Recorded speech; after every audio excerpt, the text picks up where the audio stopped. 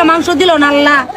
এখন মুখটা পয়সা না করলো আল্লাহ, আল্লাহ এই মাংস দেন আল্লাহ পু করে দেন ফিরে দেন আল্লাহর কাছে। ওই যে বাসাটা, ওই যে বাগান বাড়ি, এই বাগান বাড়ি 3 বার করে ঘুরাইলো, একটু করে ঘুরে আহেন পাবেন, শিউর পাবেন, এত গ্যারান্টি দেওয়া বলে এখন বলে 1 টুকরা মাংস বলে নাই।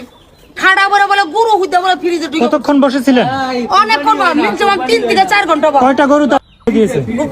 দিছে 4টে। মাংস খাওয়া লাগবো না, গরুর মাংস নাই। আল্লাহ ঠাডা মারের কোরবানি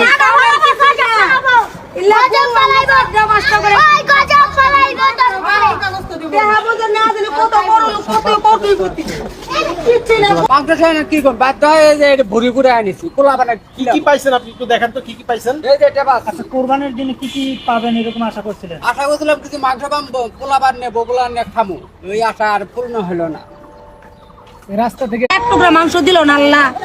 এখন মুখটা পয়সা না করলো আল্লাহ, আল্লাহ এই মাংস দেন আল্লাহ পু করে দেন ফিরে দেন আল্লাহর কাছে। ওই যে বাসাটা, ওই যে বাগান বাড়ি, এই বাগান বাড়ি 3 বার করে ঘুরাইলো, একটু করে ঘুরে আহেন পাবেন, শিউর পাবেন, এত গ্যারান্টি দেওয়া বলে এখন বলে 1 টুকরা মাংস বলে নাই।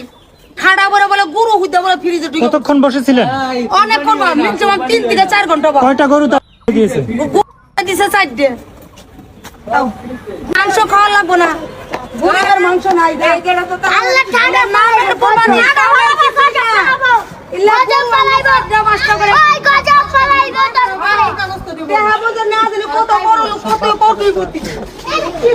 মাংস খাই না কি করবো, বাধ্য হয়ে যে ভুড়ি ঘুরে আনিছি, পোলাবার কি পাইছেন আপনি একটু দেখান তো, কি পাইছেন? এই যে এটা বাস। আচ্ছা, কোরবানির দিনে কি কি পাবেন এরকম আশা করছিলেন? আশা করছিলাম কিছু মাংস পাবো, পোলাবার নেবো, পোলা নিয়ে খামো, ওই আশা আর পূর্ণ হলো না।